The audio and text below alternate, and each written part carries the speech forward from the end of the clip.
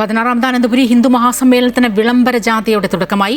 4 ദിവസത്തെ സമ്മേളനത്തിൽ വിവിധ കലാപരിപാടികൾ, സാംസ്കാരിക സംഗമങ്ങൾ എന്നിവയുണ്ടാകും. സമ്മേളനം റിട്ടയർഡ് ജസ്റ്റിസ് എൻ നഗരേഷ് ഉദ്ഘാടനം ചെയ്തു.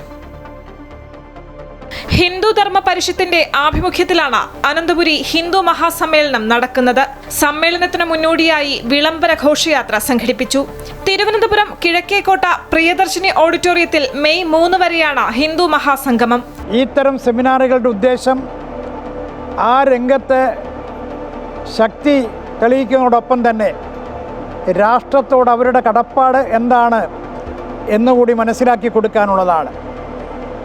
രാഷ്ട്രശക്തി സ്ത്രീശക്തിയിലൂടെ, രാഷ്ട്രശക്തി യുവശക്തിയിലൂടെ എന്നുള്ളതായിരിക്കും അതിന് മുന്നോട്ട് വയ്ക്കാനുള്ള മോട്ടോ. രാവിലെ 6 മണിക്ക് ഗണപതി ഹോമത്തോടെയാണ് പരിപാടികൾ ആരംഭിച്ചത്. 16 ഭിന്നശേഷിക്കാർക്ക് സ്വയം പര്യാപ്തരാകാൻ വേണ്ട സഹായങ്ങൾ നൽകും.